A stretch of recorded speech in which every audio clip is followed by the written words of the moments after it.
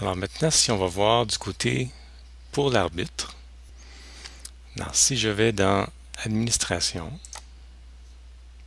puis que je vais dans la gestion des accès, alors on va supposer qu'on va ajouter un accès à Mike Néron. Alors si je fais ajouter un accès,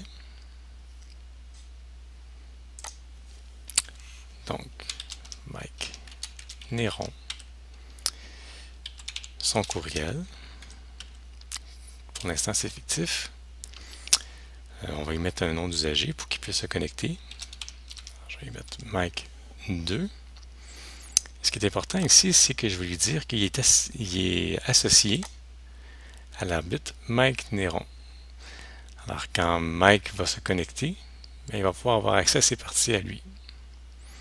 Alors je vais faire appliquer.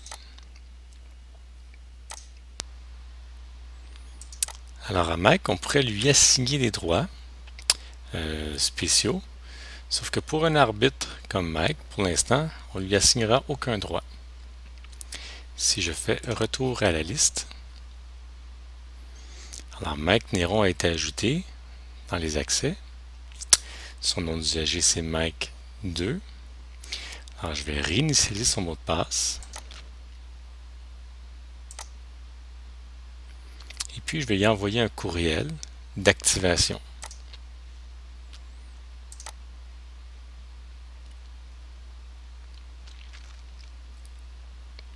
Alors le courriel a été envoyé à Mike pour son activation. Je vais me déconnecter de mon assignateur Chando et je vais aller voir mes courriels.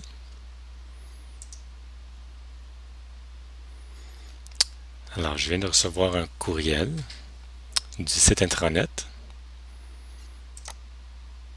Ça dit que mon nom d'usager c'est Mike 2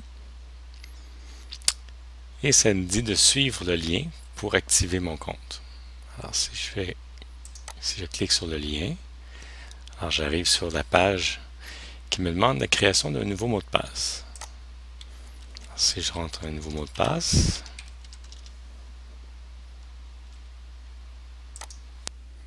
alors voilà, Mike est authentifié sur son site.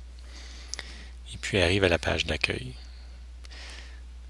Mike peut voir qu'il y a des parties dans son calendrier, le 27 et puis le 28.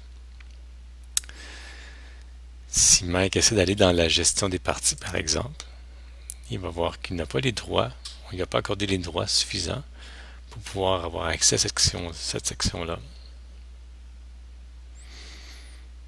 S'il va voir ses parties, alors Mike va pouvoir voir les parties auxquelles il a été assigné. Pour l'instant, il n'y en a qu'une seule partie.